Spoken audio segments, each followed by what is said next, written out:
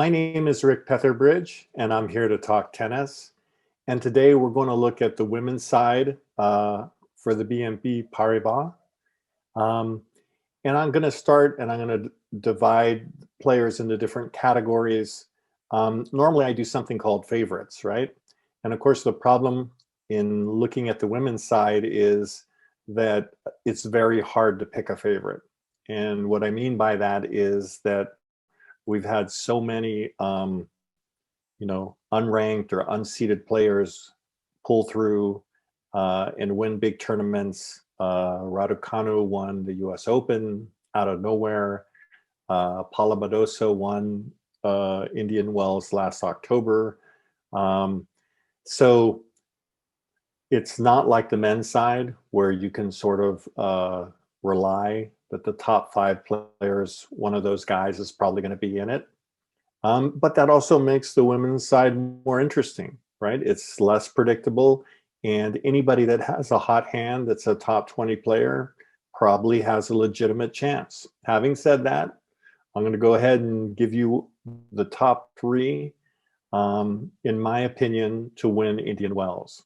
And so number one is going to be Swiatek. She's the seeded number 3 right now at Indian Wells. She got off to a good start this year. She's 14-3 so far in her matches. She recently won the tournament at Qatar, and she lost in the semifinals of the Australian Open. So she's had a good year. She's still improving.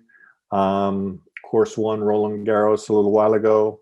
And I think she has a good chance at Indian Wells. Now, the second player that I'm going to select is Kontaveit. And she's the number 4 seeded player at Indian Wells. But she's also gotten off to a good start this year. She's 13-3 so far in her matches. She's also won a tournament. She won a tournament at St. Petersburg.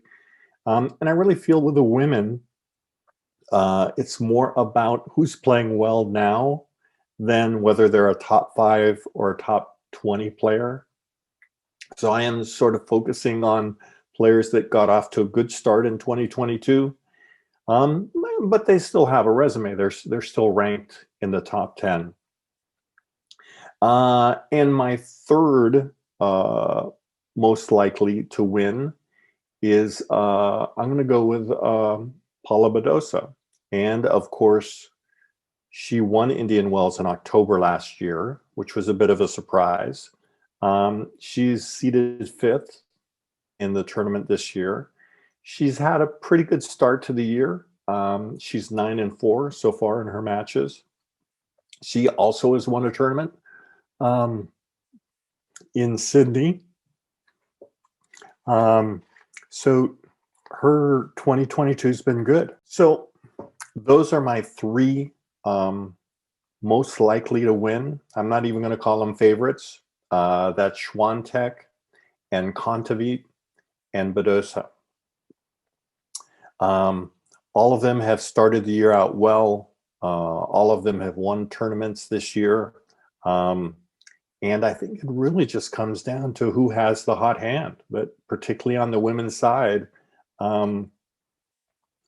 anybody who's playing really well in the top 20 has a really legit chance of winning. So now I'm going to go on and I'm going to look at the next most likely. And again, I'm admitting it's very difficult to pick a winner from the women's side because it is so unpredictable. But this would be the next 3, in my opinion, in terms of likelihood of winning the BNP. So I'm going to put Sabalenka in there. She's the number 2 seeded player. She didn't get off to as good a start, which is why I don't have her in the top 3. She's 6-5 this year.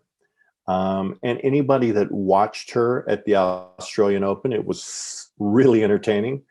But she had the yips, and by that I mean that she had a lot of double faults to the point where you could tell like she was just really struggling at certain points just to get her serve in. And the thing that makes Sabalenka such an interesting player is she's an all or nothing type of player, right? She's one of those players that just goes for broke. So she hits the ball hard, right? And if it doesn't go in, she just hits the ball harder. And if it doesn't go in, she just hits the ball harder. There's no, let's just, hit a rally ball. Let's just put the ball back safe. That's not part of Sabalenka's game. And then the thing is that when she gets into a bit of a rhythm, she is really good. She hits the ball bigger off the ground and off the serve than just about anybody in women's tennis. Now, she's not a great mover, but she's somewhat athletic. And she's the type of player that we have thought would have broken through. By that, I mean, won a Grand Slam, did better, would have done better at, like the big tournaments. And she hasn't won a Grand Slam yet. But in women's tennis, that means, who knows, maybe she's next, right? It's so difficult to predict, right?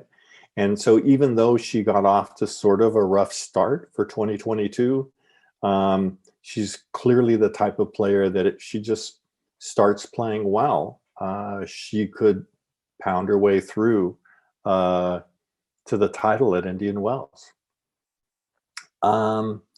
So the next player that I'm going to say has a most likely chance is Naomi Osaka. And of course, she's a really interesting case because she, was the number one player in tennis for a long time, but, has admitted to having some mental health issues. She hasn't played that much. Her ranking is now dropped to 80, right? Which the only way that would happen is by just not playing. And she is 5-1 so far this year. But she hasn't played since the Australian Open. And that's a long time to not play, right? It's about 6 weeks. And for most players, they can get a little rusty if they don't play more often than that. She did play today in her first round at Indian Wells. She beat Sloane Stephens. She lost the first set 3-6. Then she came back and won the last two sets 6-1, 6-2. And clearly, if she's playing her best tennis, she wins. But again, because she hasn't played that much and because of the mental health problems that she's had, it's just so hard to predict which Naomi Osaka we're going to get. Are we going to get to the one that's won 4 Grand Slams, or are we going to get, somebody who melts down in the middle of the match? But I still have to put her up there in, people that have a real legitimate shot to win Indian Wells. Now, my third likely contender is going to be Coco Gauff. She is now seeded 16. She's had a decent start. She's 7-5 so far. But I think that she's a player that will break out sometime this year. When I say break out, I mean she's someone who's going to get to the final or win a Grand Slam or win, a Masters tournament like Indian Wells. When she's playing her best, she can beat anybody.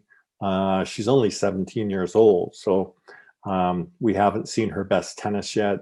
She's probably still getting a little bit stronger and a little more physical, which can only make her game better.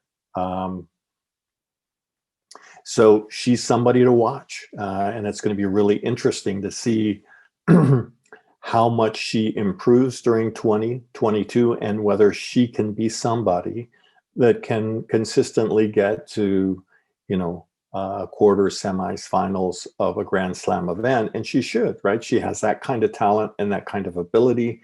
She just has to be a little more consistent and a little bit more mentally tough. All right. So let's move on to US players, because I always like to take a look at the US players in the draw. And the US women have done well. They have, you know, not won Grand Slam events, but we have had, you know, 4 or 5 women in the top 20, which is pretty impressive. Now, I didn't mention at the start, of course, Ash Barty had to withdraw from Indian Wells, and then Danielle Collins, right, who is one of my favorite US players, and that's really what came to my mind, also had to pull out for injury. So she's not playing as well. And you know, the truth is that that opens up the draw, right? So Ash Barty would have been certainly a favorite here. And Danielle Collins is a great competitor, got to the finals of the Australian Open, and would have been the favorite in terms of US women, but she's not playing. So let's take a look at the other US women. And the people on my radar is Pegula. She's number 14. She's seeded. She's 7-5 so far this year. She lost in the quarterfinal of the Australian Open to Barty. No shame in losing to Ash Barty, a great player. And a little unfortunate to get her so early, like in a quarterfinal instead of a semifinal or a final.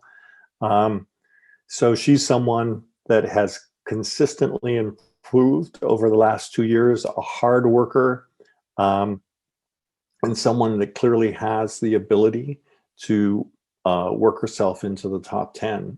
And it'll be interesting to see how she does at Indian Wells. Another American player that I'm interested in is Madison Keys. Now, Madison Keys is ranked 25. And of course, we all know that earlier in her career, she was a top 10 player. She sort of dropped out a little bit and then has come back strong this year. Again, when I'm looking at these picks, I'm looking at players that are playing well right now. So far, their results in 2022. Madison Keys is 11-4. She's gotten off to a really good start. I was really impressed with her at the Australian Open, right?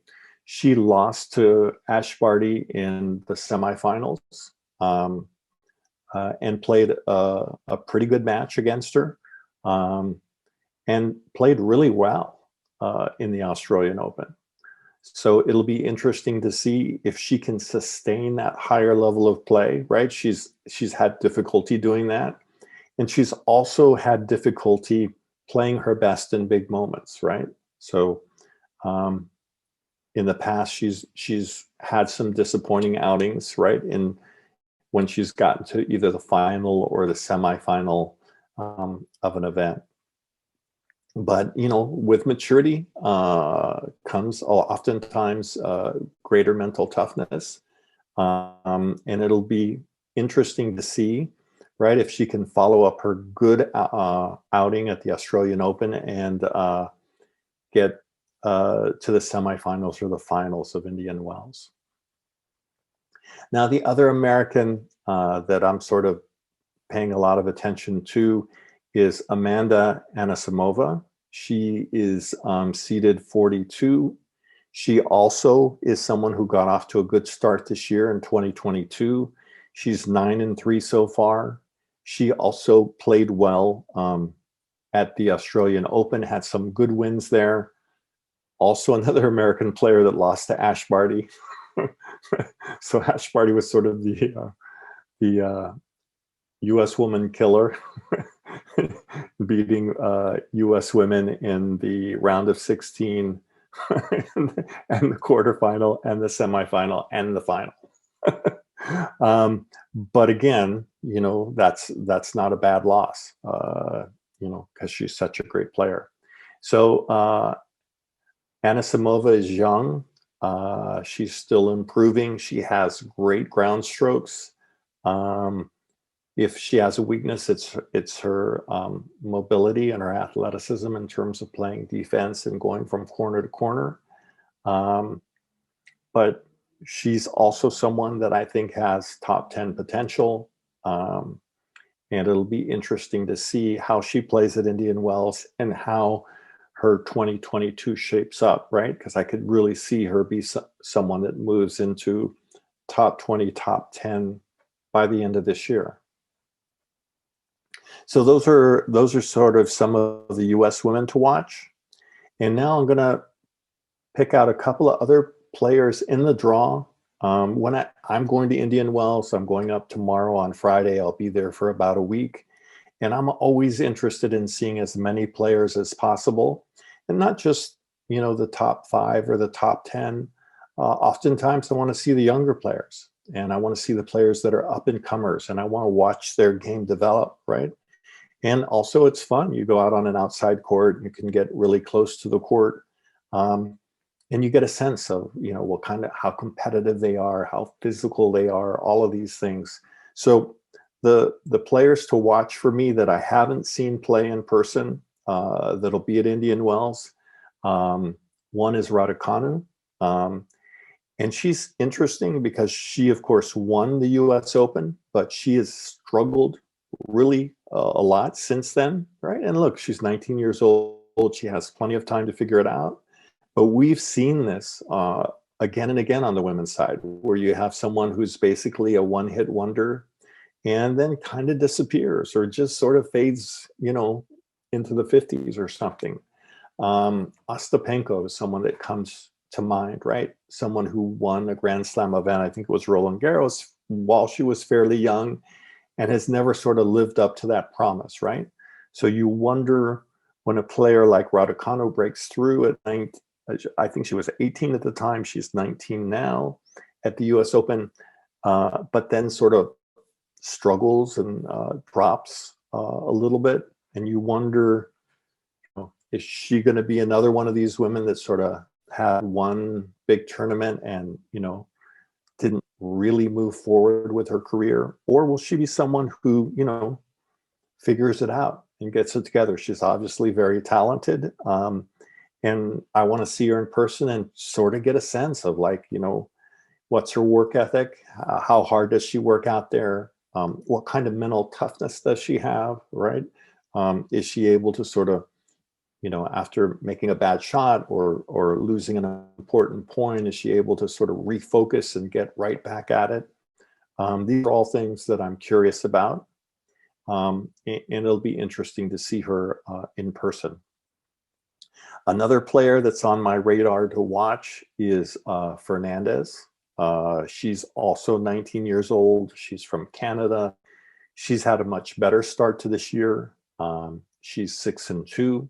She made it to the finals and lost to Raducanu at the US Open. She has already won a tournament this year. She won in Monterey.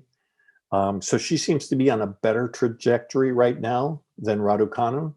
Even though Raducanu beat her at the US Open, she seems to be making progress and being a little bit steadier in terms of how she's playing right now. So again, I haven't seen her play live. I will make a point of seeing one of her matches, or at least a set of hers, while I'm at Indian Wells. And again, I'm curious about all these things, right? Like, how focused is she? What her work ethic is. And it's interesting sometimes, if you can, to catch these players on the practice courts, because you learn a little bit more about their personality, and they're a little bit sort of less guarded when they're out on a practice court as opposed to when they're playing a match. Now, the other woman player that's on my radar and I'm curious about is Clara Tauson. She's 40 in the world. She's also 19 years old. She's also very talented, hits the ball big. She's 6-4 so far this year, so she's had a decent start to her year. And she's definitely someone that has the potential, right, to be a top 10 player, perhaps win a Grand Slam. And that's also why I really want to make a point of seeing her in person when I go to Indian Wells and get a better sense of her as a player and as a person. All right, well, so this is my take on the women at Indian Wells. Again, I'm reminding you that the women's side is very difficult to predict. And more often than not, we see someone who sort of comes out of the pack to get to a final or to win an event like this. And in a way, that makes women's tennis very interesting, right? Because you can't just say that it's, well, Ash Barty's not there. You can't just say it's going to be one of the top five, because more often than not, it's not, right? And you look at last year when Raducanu came out of nowhere to win the US Open, or Swiatek when she won Roland Garros. And it certainly creates the likelihood that some player outside of the top 15 or outside of the top 20 could go ahead and win. Indian Wells, just sort of like Badosa did last October. All right, well, that's my take on Indian Wells. I can't wait to get out there. I know a lot of people who live in Los Angeles go at least for the weekend or a couple of days. It is one of the tournaments that I look forward to more than any other.